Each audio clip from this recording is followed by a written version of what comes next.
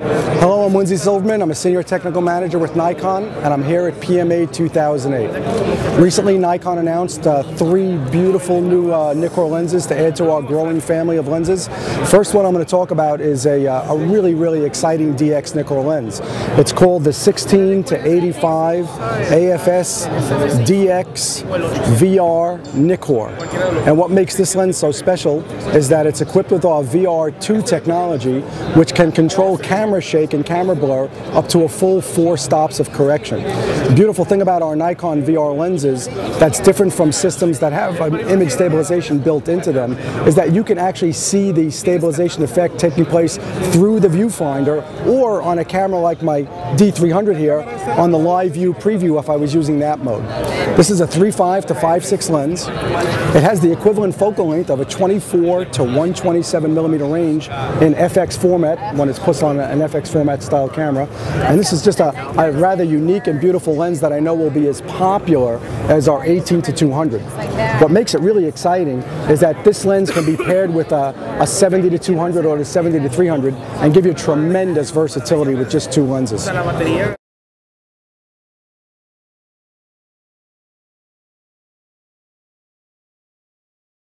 Next lens I want to talk about is a lens I know that nature photographers and Nikon architectural photographers are really going to enjoy.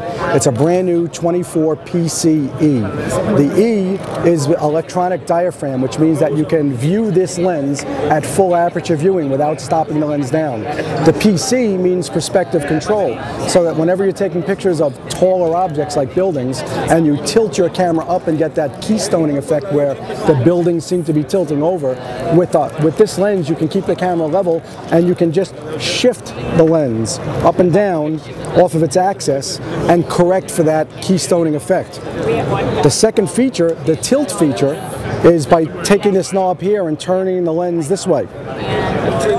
And what this does is it can correct for depth of field when you're really close to a subject, or it can be used to exaggerate depth of field if you want to exaggerate it in a photograph. This is a beautiful new 3.5 24 millimeter lens that I know our viewers are going to want to use. It's got ED glass, so it can correct for chromatic aberration. It's got aspheric elements, and most exciting to me, it's a nano crystal coat lens, which means you won't get any internal reflections due to the sensor kicking back some reflections of the lens. This is a top quality, highly anticipated lens. I think it's going to generate just a lot of interest around the world, actually. This is a beautiful new lens. At its most extreme setting, I can tilt the 24 PCE plus or minus 11 degrees. And then I've got detents, I've got detents on my lens over here that are marked and engraved on the lens. So I can very precisely, in rather small movements, set that correction, whatever I want, for the depth of field that's required in the photographs. What makes it really important for, I think, nature photographers is the fact that they can get super close to a subject and then they can tilt the lens down and use a moderate aperture, 3.5, 4.5, 5.6, instead of an extreme aperture to bring the foreground and the background closer together with its depth of field. On the shifting side, I'm just going to press this little button on the side here, and I'm going to turn my lens completely vertical. Now if I was taking a picture of a building, I can use this knob over here and shift the lens down plus or minus 8 degrees, or up plus or minus 8 degrees. To prevent any creep from happening, there are locking mechanisms on both the tilt and the shift. So this is a lens that can be locked down very precisely when you're working. Now if you notice, I have it on our new flagship D3 FX format camera, and there's a good reason for that. It's the only camera in the world that's got a virtual horizon leveler in it. I recommend anyone who's going to use D3 with this lens that they activate that, help them line up their cameras perfectly level on a tripod. It's got the virtual horizon indicator in the viewfinder. If you want to hand hold the lens, that's right, you heard me say hand hold the lens.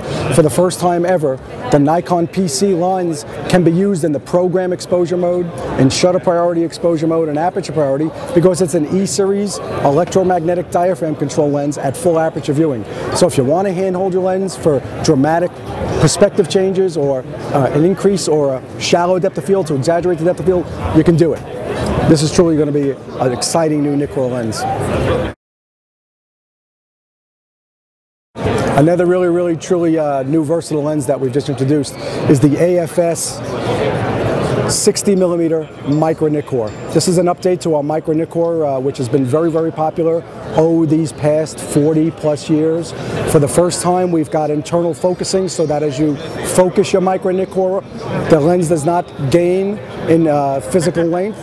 For the first time in the 60 lineup, you've got AFS motors, so you can actually manually focus while still in autofocus. It also has very rapid start and stop for the autofocus. It's a lens that's got ED glass, aspheric elements, and our own nano crystal coat that prevents internal reflections. So this is a new top-notch 60mm micro that has a tremendous update, and I know will be very popular among nature and tabletop photographers and generalists who just like to carry a Micro Nikkor around. It also happens to be flat field. It goes 1:1 in its reproduction ratio and can be used, of course, on every single camera we make, not just the flagship D3, but it can be used on every DX format camera we have, and it will give you the equivalent of about a 90mm focal length.